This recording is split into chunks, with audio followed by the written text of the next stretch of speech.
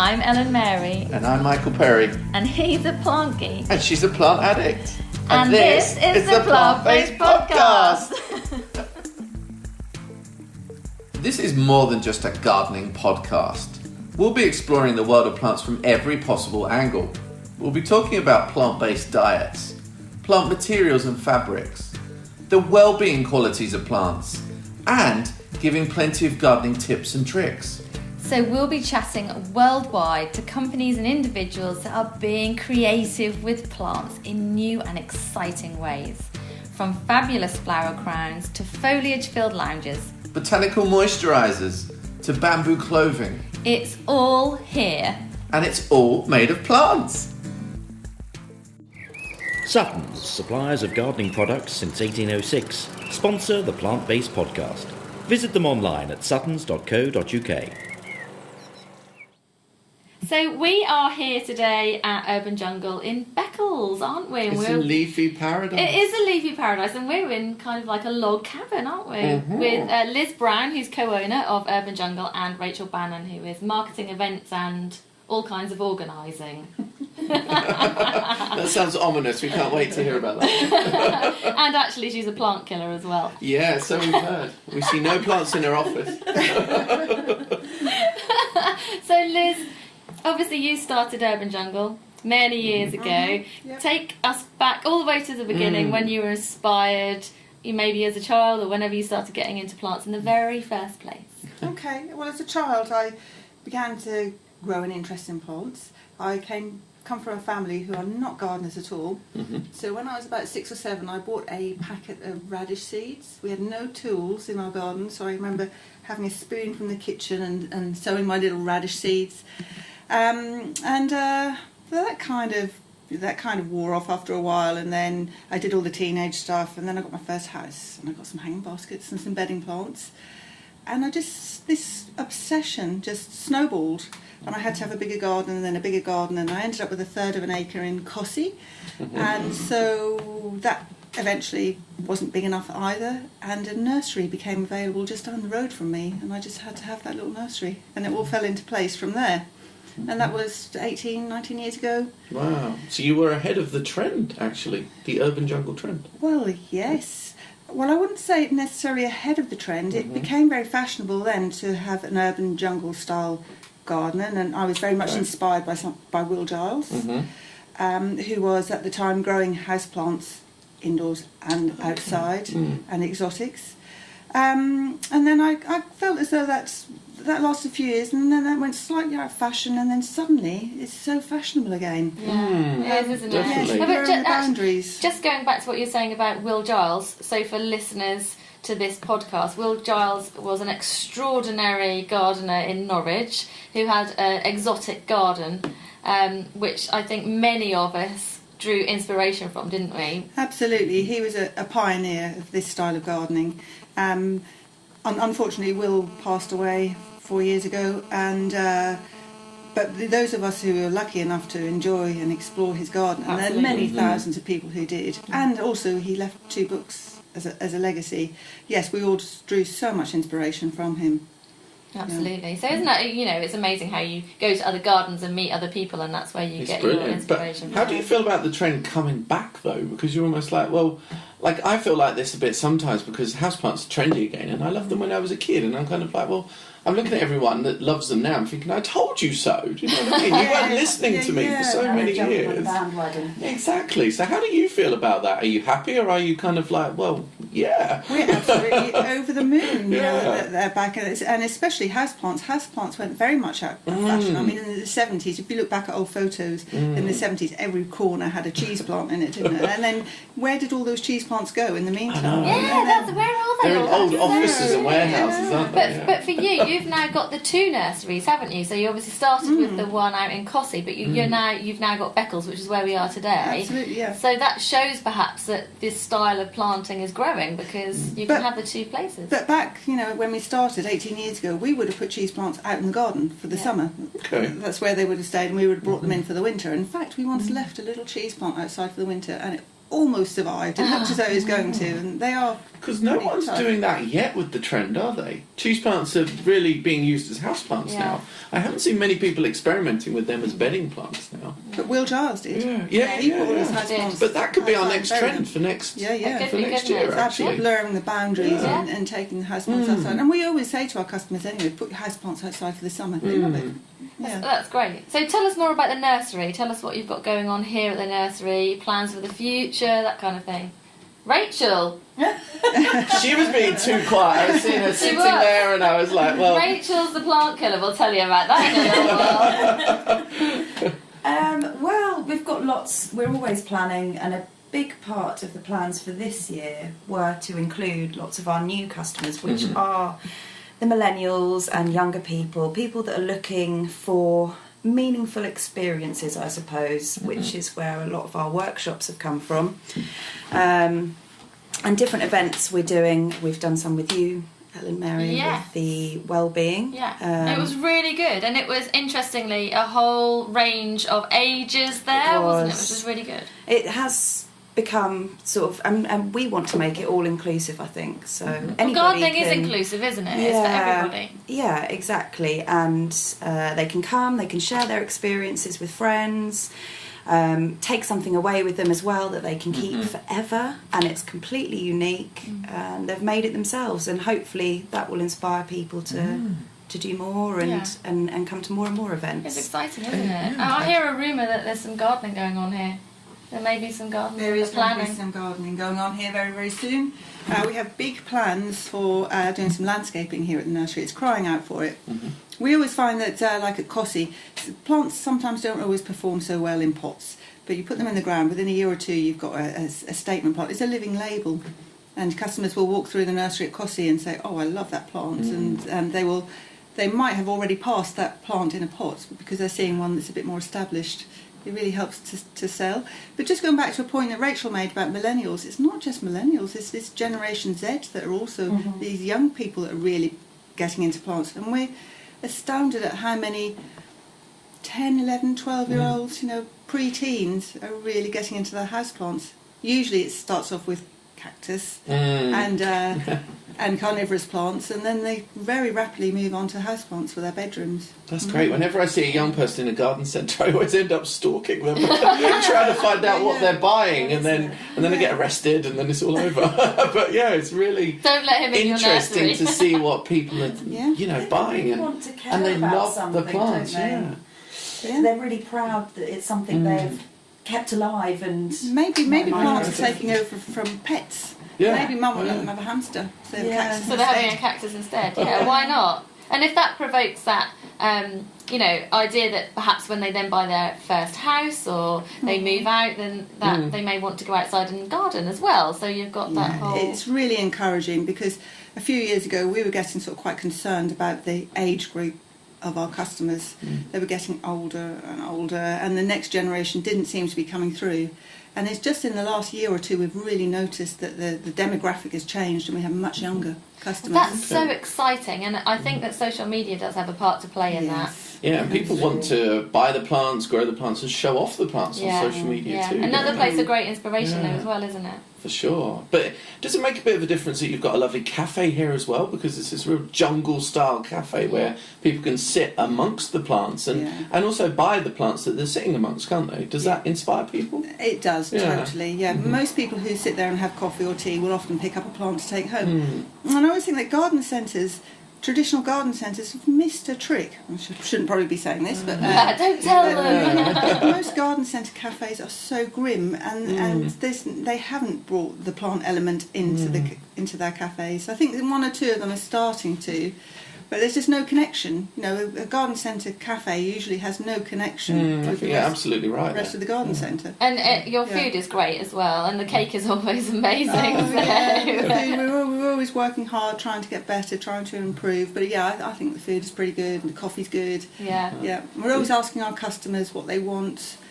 We've just done a survey recently, and we just asked customers what they liked, what they didn't like, and it was really, really encouraging. And we got lots of really positive feedback, and positive criticism too, which we'll work with. Constructive. Constructive Yeah. criticism. Always yeah. useful. Always useful. So basically, it's like an experience when you come to Urban Jungle, isn't it? You're having some food and a drink, and you're sitting in the jungle, And you're totally immersed in plant loveliness. Absolutely. Yes. Well, we love that. We all want to be immersed in plant loveliness, don't we?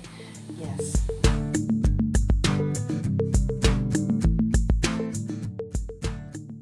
I really think it's incredible how Liz has built this business around her passion for plants and almost recognising the urban jungle trend way ahead of time. Yeah. Almost 20 years ago. She is a trendsetter. Absolutely. And it's great to hear also where her inspiration came from as well, which was this guy called Will Giles, who many people in Norfolk would know. Just visiting an exotic garden made her think, what, I can do this myself. And that's fantastic. I'm learning so much, and coming up we're going to learn even more about this trend and how we're going to see more of it in gardens next year, and it's not necessarily with the type of plants you'll imagine.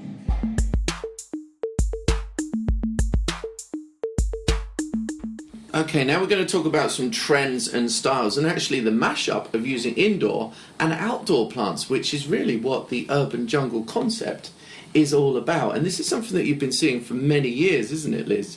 Using houseplants as bedding plants, or mixing up with your patio and hanging baskets too. Yeah, and it makes you really think, what is a houseplant? What is a houseplant? A houseplant is just something that will tolerate our conditions in our houses, which are usually sort of dryish and dull and dark, and won't survive the winter outside. But there's no reason why a lot of those plants can't be used outside in the garden in the summer as bedding. And as we said a little while ago, they really seem to appreciate it. They really enjoy it. And even if you're not using them outside as bedding, just get houseplants out sometimes, especially in the rain. They really pick up after the rain. But one plant that really does well outside for the summer are bromeliads. And Okay. again, you don't see that good a range of bromeliads at the moment. It's starting to pick up, but they So really easy which ones to in grow. particular? Ashmere or which? Yes, Yeah. they do really. Okay. They do really well. And of course, they're quite hardy as well. That's one bromeliad that you can leave outside most of the winter. But there are others with some amazing flowers on. One called is it Octavia with an incredible pink flower. I might have pronounced that okay. wrong. We don't care about pronunciation. do No, we? we don't. Well, we do. don't care. But we can pop these plant names in the show notes as well to make it easier for people to look them up afterwards. But yeah, these are some great suggestions. Yeah, tell us some more houseplants that we can mix up with our bedding. Well, again, the colocasias and the alocasias. Alocasias are really coming back into fashion as houseplants, but they do great outside in the summer. And you don't have to keep them in pots. You can put them actually into the ground, water them, feed them well, put them outside from the beginning of June till maybe mid-October, and they can grow enormous. So then when you bring them back in, you've They're got an even huge. bigger houseplant. Yes, you'll be walking underneath them. So almost we don't need to buy any more summer bedding plants because we just move our houseplants outside for the summer. But the problem is if you're a houseplant addict, Yeah, exactly, like yeah. some people, you're going to move them outside and then replenish all your shelves inside, and then suddenly have double the amount of houseplants. I think this is great because when you're looking at hanging baskets and window boxes, to kind of change the type of fillers that we choose. Everybody uses Bidens or Bacopa, but what about using spider plants, for example, or maybe Tradescantia? Yeah, absolutely, and some of the Tradescantias have got beautiful coloured leaves. There's the one purple sabre, which is lovely with pink flowers on. We used, in our hanging baskets this year, we used Ipomea blackie, which is a lovely sweet potato. Is it warm enough in the UK for those? I always feel they need more humidity. How did it perform?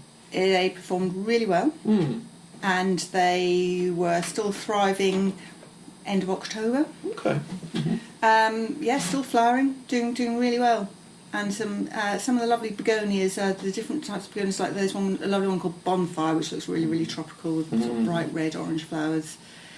Yeah, You can really jazz up your garden, can't you? It doesn't have to be that kind of traditional bedding. No, it's just container choosing a basket few plants. different plants, isn't And it? experimenting. And they're often hardy plants as well. We were talking earlier about borders outside and the fact that there are some really exotic looking plants that you can use in a border that will live over the winter. So what were we talking about? Milianthus, for example. Milianthus, major, maybe some clematis. different cannas as well, Yes. which really give that urban jungle look. Yeah, the cannas, we we never know whether to say to people, bring them in, leave them out, because we're told we're going to get mild winters, and then bam, we get a really bad one, like the beast when the beast from the east came. But yes, on the whole, most cannas will survive outside through the winter. Obviously, they'll die back and go dormant, but you can bring cannas inside, and they will carry on growing and flowering, especially if they're in a conservatory where they've got plenty of light. But the other ones are the bananas. I mean, lots of people are now growing some of the miniature bananas as houseplants, but they'll grow brilliantly outside too,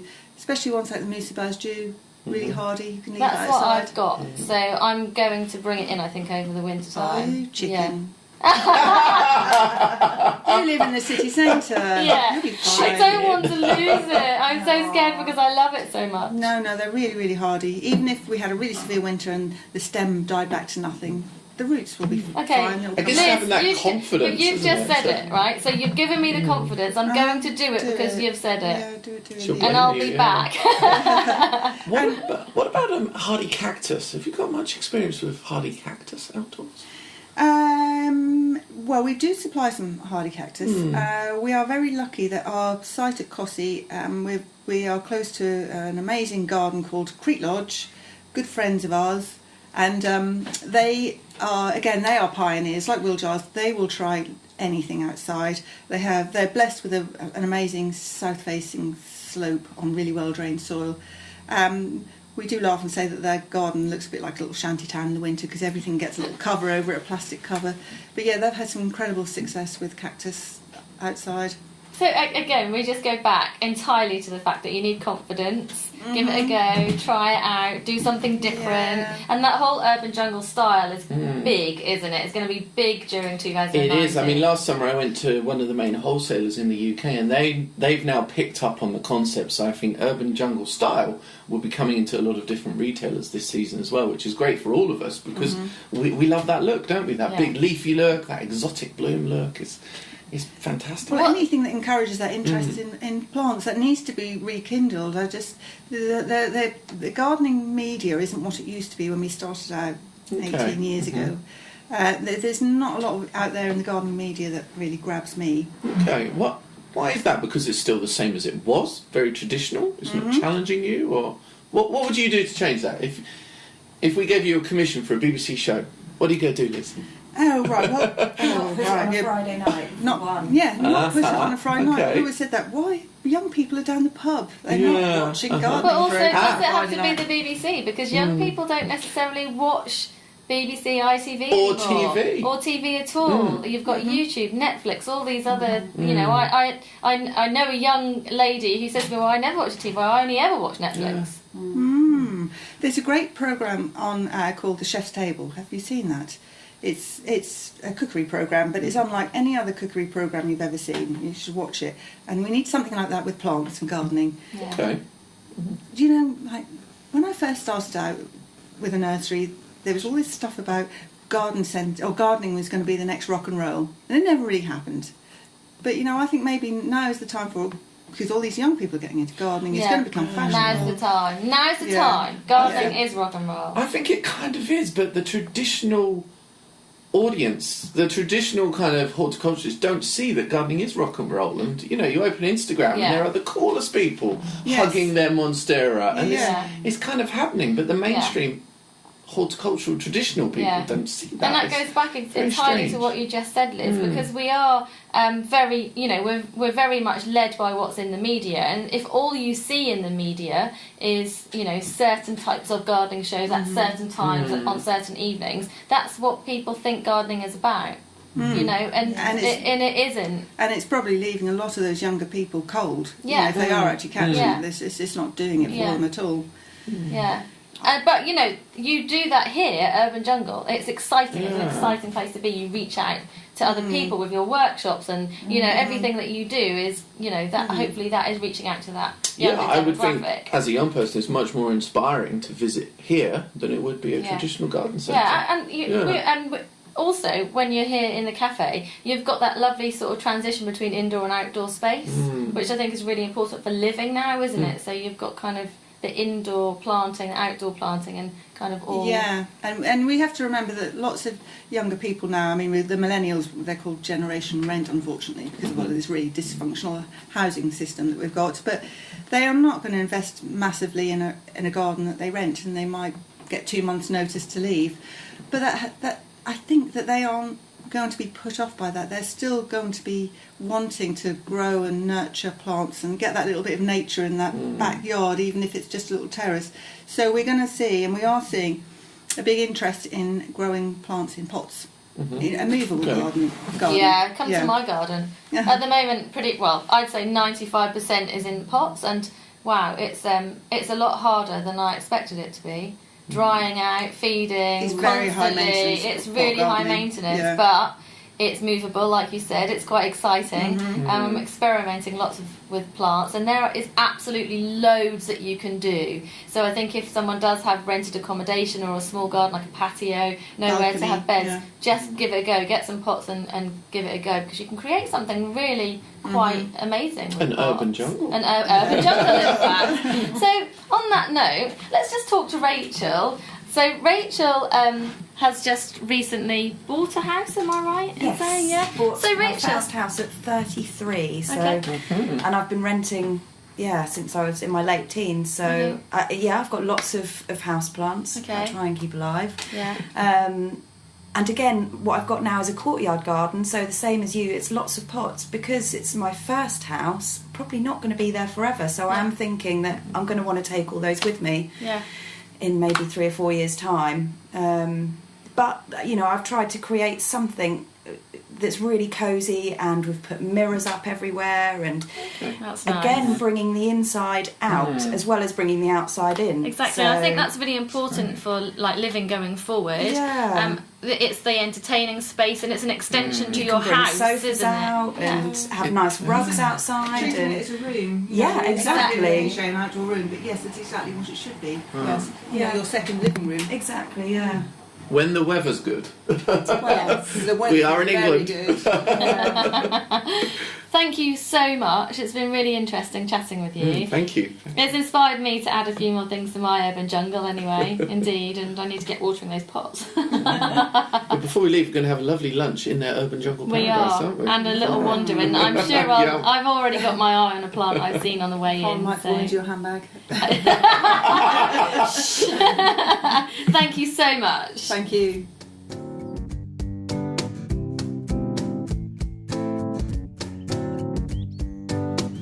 This is the part of the show where we have a bit of a gossip. And what are we going to gossip about this week, Ellen? This is just between you and I, isn't it? Yeah, well, it's sort of, but what did we say we were going to talk about this week? Something that really gets our goat in the gardening world, and what is that? Snobbery. Snobbery. It's snobbery.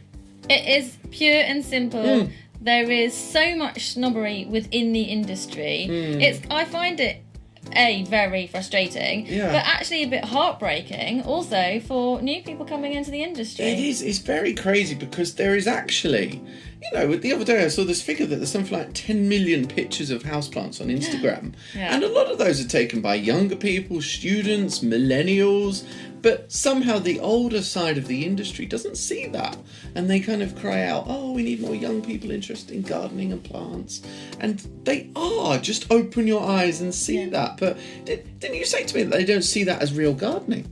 Yeah, somebody actually said to me, yes, right, somebody said to me not very long ago that basically tending to houseplants, growing houseplants, propagating houseplants is not actually gardening. Oh, that's snobbish again, isn't it? It is, isn't it? Oh, and the other thing that really annoys me is Latin names, pronunciation. Yeah. Why does it matter whether you've got the pronunciation correct or not? It doesn't matter. And again, somebody was saying before that actually there's no correct way to pronounce a Latin name. So say it however you want to say it. And it's great to learn Latin names. Obviously, we don't want them to, disappear from existence and everything. But it's not helpful if you are, if you've said a Latin name and someone corrects you.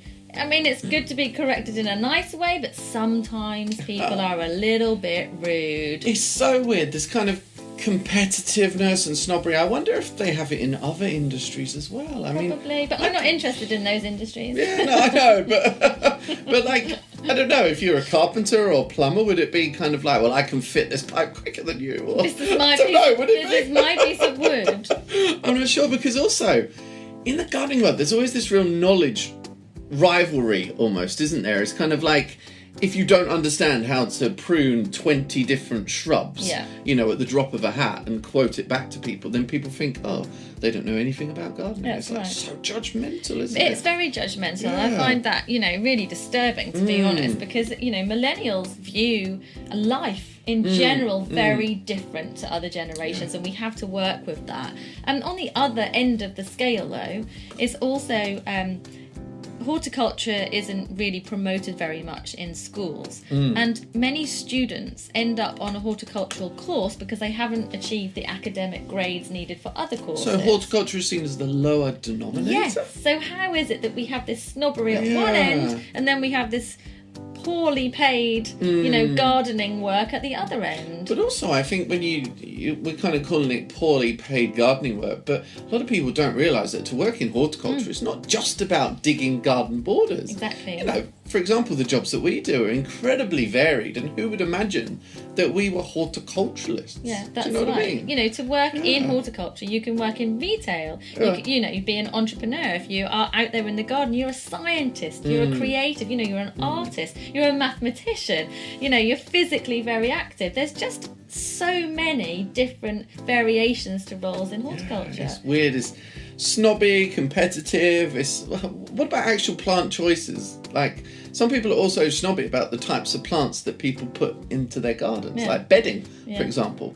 I love bedding, and I've spent many years with Thompson & Morgan introducing new petunias, new geraniums, to the audience, but kind of a lot of people turn their noses up at bedding. I think bedding plants are hopefully having a bit of a resurgence, actually, but then we come into the whole trends. If you're not in trend, then you're not cool, or I don't know. But you maybe have that. it's the same in clothing and fashion Yeah. as well, isn't it? So maybe that's okay. I'm not sure. Well, anyway, good a gossip. funny old world. Yeah, it's a funny old horticulture world. Great gossiping with you.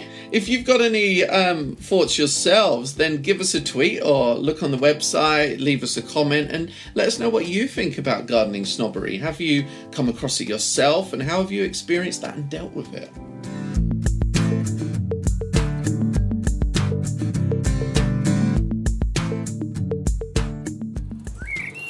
The Plant-Based Podcast is sponsored by Suttons, suppliers of gardeners' favourite products since 1806. Unsurprisingly, Suttons now have everything you need for your outside space. Award-winning flower and vegetable plants, garden furniture and equipment, plus gifts for gardeners. Visit them online at suttons.co.uk.